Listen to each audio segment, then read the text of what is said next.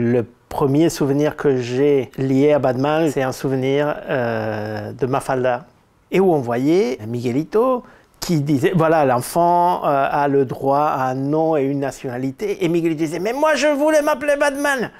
Moi je me dis, c'est qui ce Batman? À l'époque, j'étais pas très sûr.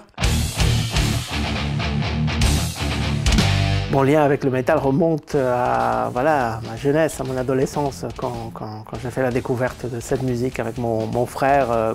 Mais on est tombé dedans, comme Obélix dans la marmite, hein, vraiment jusqu'au cou. Voilà, on a bien plongé. Après, j'ai diversifié toute la musique que j'écoute, et j'écoute énormément de musique tout le temps et de quasiment tous les genres. Mais le métal, voilà, c'est cet amour de jeunesse qui, d'une certaine façon, je ne dis pas que ça vous maintient jeune, mais ça vous aide à vous-même ne pas vous sentir vieillir. Megadeth, c'était mon premier choix. Enfin, j'aurais rarement pu choisir moi-même mieux un groupe qui me parle plus, que je porte dans mon cœur avec autant d'affection. Ce côté essentiel dans le métal, ce côté cathartique, cet exutoire qu'est la guitare et la batterie, ce son, cette insistance. Mais moi, il me fallait la mélodie aussi. Chez Megadeth, c'est pas toujours très mélodieux, mais il y a une élaboration, il y a un travail des harmonies spectaculaire, un travail des arrangements hors du commun. Dave Mustaine, ça reste un génie musical, à plein d'égards, je trouve. Comment développer cette idée? À un moment donné, j'ai trouvé le thème des chaînes, qui, je pense, donne un petit peu le sujet central, donne un petit peu le motif. Je me disais que ce serait amusant que les membres du groupe soient enchaînés et pas tout à fait tenus comme des marionnettes. Malgré les chaînes qui les retiennent, ils jouent, ils arrivent à fournir ce jeu sauvage et pourtant d'une extrême précision. Pour ce dessin, j'avais fait quelques croquis développant les idées, mais rapidement je suis tombé sur ce croquis. Ça, tout bêtement, je l'ai pris en photo.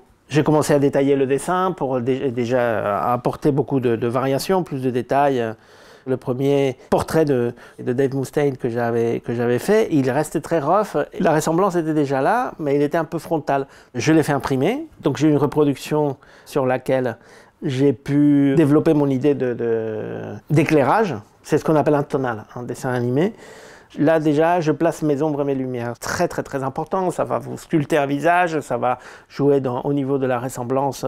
Et puis après, évidemment, il fallait que je mette de la couleur, mais comme toujours, je travaille par ce procédé aussi qui vient du dessin animé, qui est la maquette couleur, pour développer une gamme de couleurs que je vais suivre assez fidèlement, on va dire.